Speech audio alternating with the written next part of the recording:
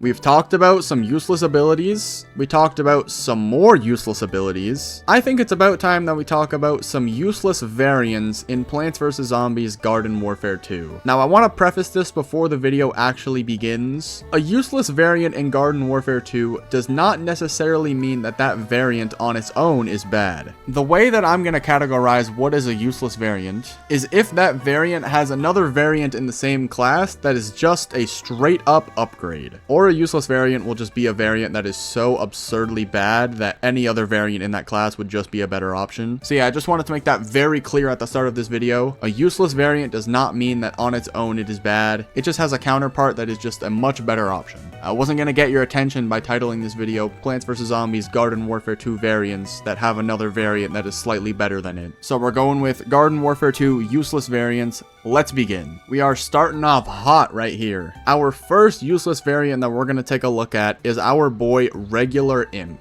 Now, Regular Imp on his own is a very, very good character. Out of all the imps in the entire game, I would say that he is probably the easiest. His primary is simply just a machine gun. It has incredibly high DPS, it is incredibly easy to hit whenever you're close range. All in all, Regular Imp is a good character on his own. However, he is definitely outshined by another imp variant that is almost the exact same as him. And that would be the Party Imp. Party Imp's primary is the exact same as Regular Imp's. If we look at the DPS of both of these imps, you will see that they are both the exact same, being 84. However, Party Imp gets a little bit more max sustainable DPS. And the reason that he has a little bit more max sustainable DPS is because he is just an upgrade from the Regular Imp. For whatever reason, Party Imp gets 5 more bullets in his magazine than normal Imp. So not only does he get more max sustainable DPS, he has more ammo in the clip, and he gets more damage per clip just because of the extra ammo. So just comparing base Party Imp and base Regular Imp, Party Imp is already coming out on top, and we haven't even taken into account the fact that Party Imp has a legendary meter. If you get 5 vanquishes of any sort on Party Imp, including shared vanquishes, you will get his legendary meter.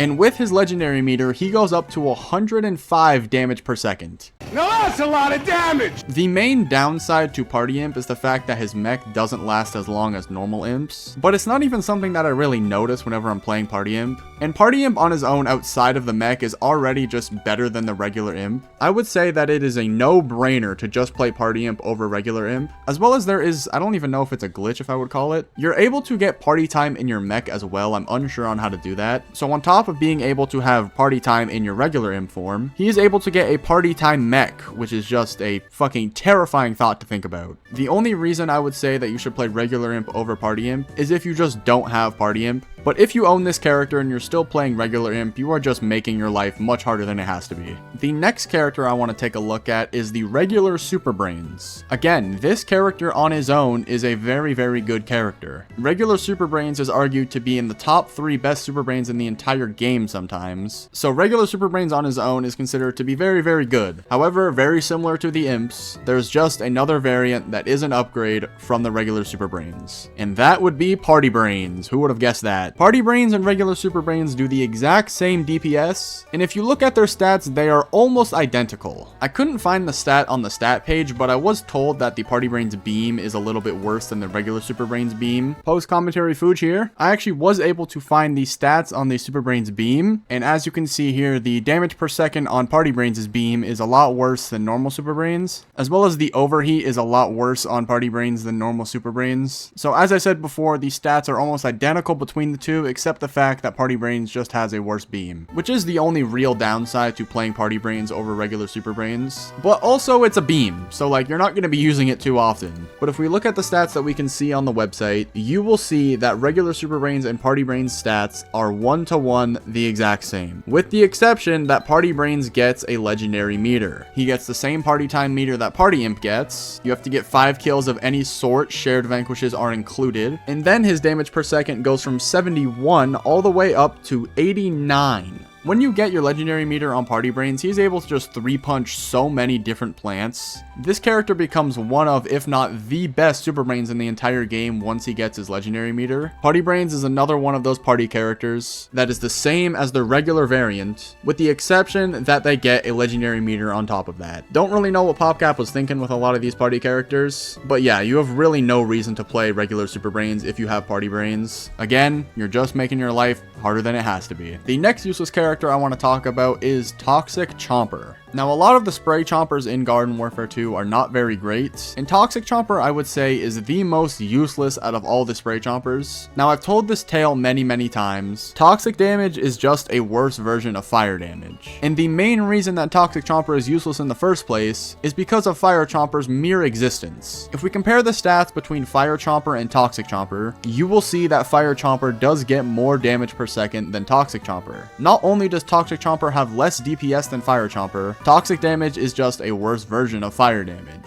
So there really is not a single reason to play this character. If you're going to play any spray chomper, Fire Chomper is the best out of all of them. This is a very large area of fire and you're able to just ignite a lot of people very quickly. As well as another thing I forgot to mention, Toxic Chomper and Fire Chomper have the exact same HP as well. So there is not a single upside to playing Toxic Chomper over Fire Chomper. Toxic Chomper is just a case of a Garden Warfare 1 variant coming to Garden Warfare 2 and just getting outclassed by things that are different in Garden Warfare 2. So yeah, just no reason to play Toxic Chomper at all. Another useless plant I want to talk about is Toxic P. I think you're starting to see a little bit of a pattern here. The reason that Toxic P is useless is yet again, there is a fire variant in the same class that is just better statistic by statistic. On his own, Toxic P is not bad by any account, but comparatively to Fire P, he is just a downgrade. If we look at the DPS of Fire P and we look at the DPS of Toxic P, you will see that Fire P comes out on top. They have the same rate of fire, they have the same reload speed. One thing that Toxic P actually has over Fire P is the blast radius. You get a lot bigger of a blast radius on Toxic P than you do on Fire P, which I guess is some sort of incentive to play this character over Fire P, but the pros of Fire P just outweigh the cons so much compared to Toxic P. If we look at our boy Fire P, you will see that there is still a large area of splash whenever you shoot at the ground. And every single time that you hit a splash shot, you are lighting someone on fire, and I've already said this millions of times before, fire damage is just better toxic damage. So sure, the blast may be smaller than Toxic P's, but whenever you do hit the blast, you are going to be getting much more damage with fire damage than you are with Toxic. As well as you get more overall damage with Fire P because he does have more DPS than Toxic P. I don't know why Garden Warfare 2 has so many of these types of characters, but it does have these types of characters and they are useless, so we're going to talk about them. The last character I want to talk about is actually not an elemental character, believe it or not. I want to talk about our boy Rock P. Now, the reason that I think Rock P is useless is not because there's another similar variant that is just better. I think that he is useless just because he is so outclassed by every other P shooter that you could possibly pick in this game. Whenever you shoot Rock P's shot, they don't go exactly straight every single time. You might be able to see that if I'm moving right here. My bullets are kind of just going all over the place. You are definitely able to learn how to play around that, but I do think that that is just one of the many cons this character has. His DPS is not too shabby, coming in at 51 damage per second, but his shots are just so awkward to hit that it feels very weird trying to hit them and just learning to play around that. Another very big downside to Rock P is his movement speed. This guy is super fucking slow. Even with Hyper Popped, he is still not moving that quickly. Having an ability like Hyper where you're also able to move very quickly is something that is extremely useful on the P shooter's kit, and Rock P is not able to utilize that nearly as much as other P shooters. The main upside to Rock P compared to all the other P shooters is his HP. With the health upgrade on, he gets 160 HP, which is a fair amount of HP to be fair. But let's compare it to a character like Plasma P with the health upgrade. He still has 135 HP, and on top of that, Plasma P gets much more DPS, a much higher rate of fire, and he gets significantly more splash damage than Rock P.